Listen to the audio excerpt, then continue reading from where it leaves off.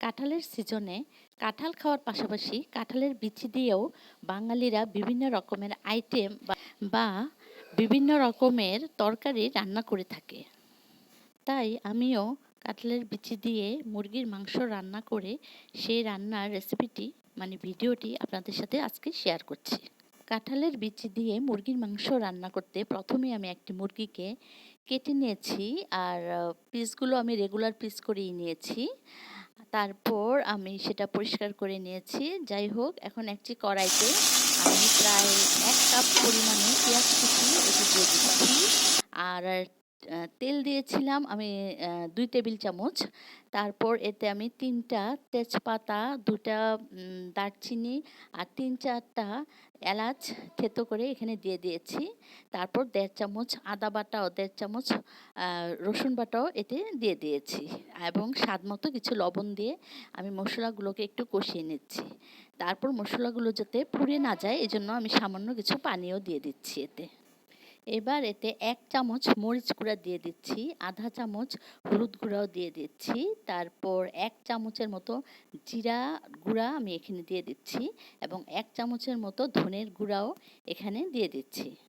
মশলাগুলো একটু কষিয়ে নিয়ে তারপর এতে সেই মুরগির মাংসগুলো আমি দিয়ে দিচ্ছি।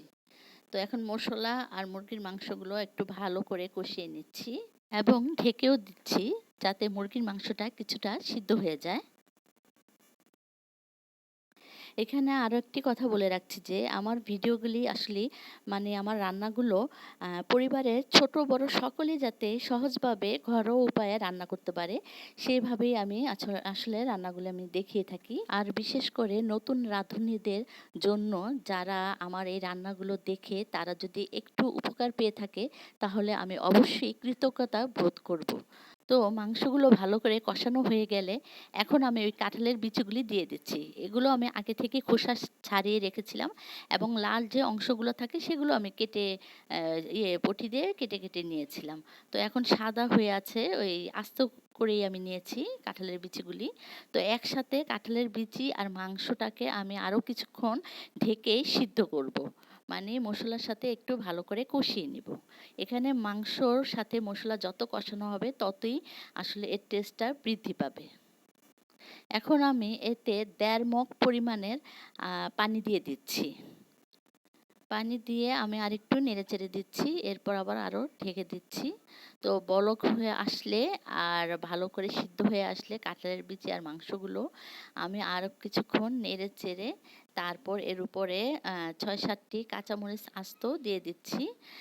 এরপরে আমি গরম মশলার গুঁড়া প্রায় পৌনে ১ চামচের মতো এখানে দিয়ে দিচ্ছি উপরে।